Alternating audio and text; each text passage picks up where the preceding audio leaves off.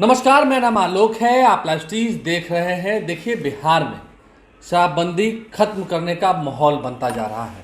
हमारे साथ वरिष्ठ पत्रकार रवि उपाध्याय जी हैं। हम बात करेंगे, मुख्यमंत्री नीतीश कुमार की भी बैठक होने वाली है, जेडीयू के नेताओं की बैठक होने वाली है। लेकिन पहले शराबबंदी खत्म करने का जो माहौल बन रहा है, इससे एनडीए पर, जेडीयू पर कितना असर पड़ेगा।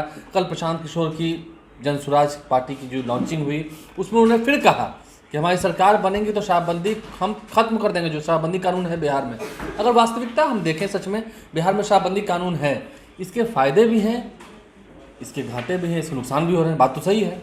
देखिए, निश्चित रूप से जो शराबबंदी 1 घंटे में अपनी सरकार जब बनाएंगे, प्रशांत किशोर तो ऐलान कर दिया है कि उसको हटा के फेंक देंगे, उसको डस्टबिन में डाल देंगे, कूड़ेदान में डाल देंगे और शराबबंदी समाप्त हो जाएगी। जो 2016 से कानून बिहार में लागू है। बिल्कुल। देखिए, नीतीश कुमार ने एक मॉडल तो निश्चित रूप से तैयार किया है। पूर्ण शराबबंदी बिहार में लागू, पूर्ण शराबबंदी। ठीक है, बाहर के राज्यों से या अन्य प्रदेशों से किसी तरह घुसपैठ हो जाता है, चला आता है, उसमें ठीक कई लोग कमाई भी कर रहे हैं इस धंधे में। बहुत सारे बड़े बड़े बिग शॉट मने इसको। हाँ, बिहार में बड़े बड़े शराब माफिया जो हैं वो पैदा ले चुके हैं। उनका जो नेक्सस, उनका जो कारोबार है वो काफ़ी बड़ा हो चुका है। तो ये और नहीं, चिंता अब का विषय है। जो शराब के कारोबारी हैं, वो पैसा जो अवैध रूप से उनके पास जो आ रहा है, उससे निश्चित रूप से उनका जो है सो वर्चस्व भी हर जगह, हर स्तर पर, हर लेवल पर आप देखिएगा है रहता ये कहा था कि 8-10 हज़ार करोड़ का जो मार्केट है वो पैरेलल चल रहा है बिहार में। ये पैसा जा कहाँ रहा है? निश्चित रूप से तो यह, लेकिन नीतीश कुमार ने एक मॉडल तो सेट कर दिया बिहार में कि देखिए, तमाम उठापटक, तमाम विरोध के बावजूद उन्होंने पूर्ण शराबबंदी लागू कर दी और ये चल रहा है। अब खुलेआम नहीं, लुक छिप करके तो लोग पीते वो कर रहे हैं। आप शराबबंदी की बात कर रहे हैं। हम शराबबंदी कानून के बाद देखिए, अस्पतालों में भीड़ कम हो गई है, रोड एक्सीडेंट में कमी आई है, लोगों का स्वास्थ्य सुधरा है, और जो महिलाएं हैं वो खुश रहती हैं हमेशा। डोमेस्टिक वायलेंस बहुत हद तक कम हुआ है। ले तो लेंगे लोग छुपा कर, लेकिन सार्वजनिक हल्ला हुज्जत करने की हिम्मत अब नहीं है, तो सीधा अंदर कर दिया जाता है। कई वर्दीपोश आदमी भी इसमें गए हैं, कई सरकारी कर्मचारी भी शराब लेते हुए चले गए हैं, उनकी नौकरी भी गई। नहीं, वो तो शराबबंदी को लेकर के बड़े बड़े जो सरकार जो है सो, वैसे जहाँ पर बड़ी मात्रा में शराब की बरामदगी होती है, अवैध रूप से जो रखे रहते हैं गोडाउन, उस घर को भी आत्मसात कर ले रही है और उसको भी सरकार अपने कब्जे में कर ले रही है। वह सब तो ठीक है, लेकिन प्रशांत किशोर ने जो अपनी सभा में जब लॉन्चिंग के समय पार्टी का जनसुराज का उन्होंने किया, तो उन्होंने एक बात स्पष्टता के साथ कहा कि हम 1 घंटे में हटा देंगे, और उन्होंने एक डेटा भी पेश किया। और देखिए, वह नीतीश कुमार के साथ साथ एनडीए और इंडिया दोनों को वह घेरते हुए नजर आ रहे हैं। वह क्या कह रहे हैं? बच्चों की पढ़ाई और रोजगार के लिए एक बार वो वोट मांग रहे हैं। हाँ, तो पूंजी देंगे उन युवाओं को जो बिजनेस करना चाहते हैं, अच्छा एजुकेशन देंगे और बिहार में अवसर पैदा होंगे। वो कह रहे हैं कि हम बैंकों से लोन लेंगे और शिक्षा व्यवस्था को काफ़ी सुदृढ़ बनाएंगे। देखिए, रोजगार और नौकरी, देखिए वही बात कह रहे हैं, अच्छी पढ़ाई। ये एक लाइन जो हम उनकी बात में, भाषण में कई बात में 1-2 लाइन समझ पाए, वह बोल रहे हैं स्पष्टता के साथ कि स्कूल में खिचड़ी मिल रही है, मिड डे मील की बात कर रहे हैं, और कॉलेजों में, यहाँ के जो कॉलेज हैं उसमें डिग्री बट रही है, ये बात उन्होंने कही। और ये मिड डे मील में तो खिचड़ी सबको जान रहा है, स्कूल में यही हाल है बिहार का। उन्होंने कहा कि लालू यादव को आपने वोट दिया, ये बात सही है, तो उन्होंने दबे कुचले लोगों को, पिछड़े लोगों को, दलितों को जबान दी, आवाज़ दी, ये बात सही है। आपने आवाज़ मांगा, वोट दिया, आवाज़ आपको मिली।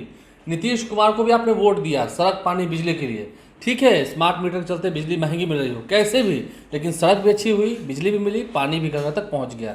लेकिन आपने अपने बच्चों के रोजगार के लिए, अच्छी पढ़ाई के लिए कभी वोट नहीं दिया, तो वो वोट अब जनसुराज को दीजिए। अब देखिए, वो बात कह रहे हैं कि क्वालिटी एजुकेशन, बेहतर शिक्षा की, गुणवत्तापूर्ण शिक्षा की।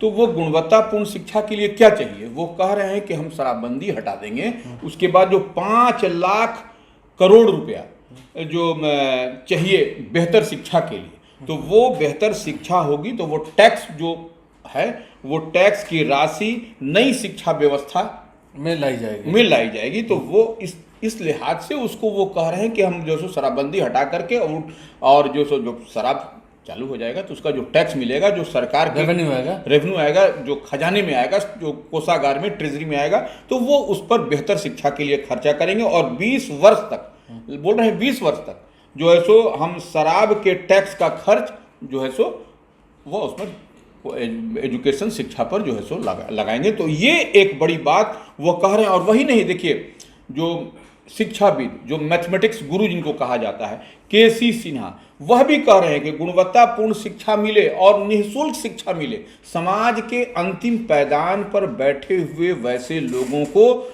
वो शिक्षा मिलेगी, तभी जो है सो बिहार आगे बढ़ेगा। नहीं, बिहार का तो गौरवशाली इतिहास रहा है, बिहार का गौरवशाली इतिहास रहा है। बिहार वो धरती जहाँ भगवान बुद्ध को बुद्धि प्राप्त हुई, जहाँ लोकतंत्र की जननी है हमारा बिहार। नालंदा विश्वविद्यालय देखिए, जहाँ विदेशों से लोग आते थे पढ़ने के लिए। तो ये हमारा गौरवशाली इतिहास रहा है। उस गौरवशाली इतिहास को लौटाने की बात हो रही है कि अन्य स्टेट्स के जो बच्चे हैं, अन्य राज्यों के जो बच्चे हैं, वो बिहार आए पढ़ने के लिए। ऐसी हम शिक्षा व्यवस्था यहाँ करेंगे। देखिए वह सब बात ठीक है। अब हम लोग जो बात करना चाह रहे हैं, यह बात है कि जेडीयू की राज्य कार्यकारिणी की बैठक, वही हम कह रहे हैं। नहीं, हाँ। इसे लेके जब तैयारी हो रही है राज्य कार्यकारिणी की, जेडीयू की बैठक है परसों 5 अक्टूबर को जेडीयू दफ्तर में, पटना वाले जेडीयू दफ्तर में। अब इस शराबबंदी वाले माहौल को लेकर जब मार्केट गरमाया हुआ है, माहौल बिगड़ा हुआ है, अब बिहार में लोगों ने कहना शुरू कर दिया कि हाँ शराबबंदी खत्म होना चाहिए, और नीतीश कुमार कहते रहे कि नहीं, हम जब तक हम हैं तब तक शराबबंदी कानून बिहार में खत्म नहीं होगा। बिल्कुल। तो कैसे होगा ये? तो जेडीयू की कार्यकारिणी की बैठक होनी है, तैयारी हो रही है। निश्चित रूप से यह अब जो प्रशांत किशोर ने जो एक एजेंडा सेट कर दिया, एजेंडा यह सेट किया कि जो बच्चों के क्वालिटी एजुकेशन की बात कही, और उन्होंने कहा कि शराबबंदी को समाप्त करके उस राशि को जो बचेगा, जो टैक्स की राशि होगी, उससे बेहतर शिक्षा मिलेगी। तो इसी में कहीं ना कहीं यह चर्चा अंदर खाने में है कि जो राज्य कार्यकारिणी की बैठक होने जा रही है परसों जेडीयू की, तो वो उसमें कुछ इन सब मुद्दों पर चर्चा हो सकती है। क्योंकि देखिए निश्चित रूप से प्रशांत किशोर कोई बड़ी बात कह रहे हैं, उस बात को नए सदस्य हैं, हाँ, कार्यकारिणी के नए सदस्य लोग बने हैं, बहुत सारे नए सदस्य बने हैं, और 118 लोग हैं। 118 लोग हैं, और कई जो है सो पदेन सदस्य भी हैं, विशेष आमंत्रित भी हैं। तो जो लोग नहीं हैं, जो नीतीश कैबिनेट में मिनिस्टर हैं, अगर मान लीजिए उन लोग, कई लोगों का नाम उस सूची में नहीं है, लेकिन वह विशेष आमंत्रित सदस्यों की सूची में वो हैं, वो ऐसे आएंगे वो लोग। नहीं, मंत्री में तो सिर्फ 2 ही मंत्री का नाम है, विजेंद्र प्रसाद यादव का, विजय चौधरी का। उमेश कुशवाहा का भी नाम है, वो प्रदेश अध्यक्ष हैं। संजय झा का नाम है, ललन सिंह का नाम है, तमाम लोगों का नाम है। लेकिन विशेष आमंत्रित तो हैं कई लोग, विशेष आमंत्रित सदस्य तो हैं। हाँ, तो वो विशेष आमंत्रित सदस्य में वैसे लोग होंगे जो कि नीतीश कैबिनेट में जेडीयू कोटे से मिनिस्टर हैं, वैसे लोग भी। तो ये प्रशांत किशोर जो मुसीबत खड़ी हो गई है, उसको लेकर भी चर्चा होगी उस बैठक में। निश्चित रूप से ये देखिए, हम बताना चाह रहे हैं कि राज्य कार्यकारिणी की बैठक लंबे अरसे के बाद जेडीयू के प्रदेश कार्यालय में हो रही है, जब से ये नई टीम घोषित हुई। बिल्कुल, तो ये बहुत दिन के बाद हो रही है। तो राज्य कार्यकारिणी का जो निर्णय होता है, वह पार्टी का लाइन होता है। इस बात को समझने की जरूरत है। राज्य कार्यकारिणी में अगर कोई फैसला होगा तो वही पार्टी का लाइन होगा, और वही सामने 2025 का विधानसभा का चुनाव है, तो वही लाइन आप लेकर के आप जनता के बीच, हाँ, जनता के बीच में जाइएगा। तो ये एक बड़ी बात है। और राज्य कार्यकारिणी देखिए सुप्रीम बॉडी होती है किसी भी पार्टी का, किसी भी दल का, राज्य कार्यकारिणी सुप्रीम बॉडी है। तो इससे जो पारित होगा वह बात जो है सो आप पब्लिक डोमेन में लेकर के जाइएगा। तो यह जो उहापोह की स्थिति बनी हुई है कि क्या होगा प्रशांत किशोर के शराबबंदी वाली बात पर इतना बड़े ऐलान के बाद, लोगों का एक जो विद्रोह दबा हुआ था, बहुत दिन हो गए, 2016 में कानून पास हुआ, बिहार में शराबबंदी लागू है 2016 से, उसे लेकर लोगों के दिल में था।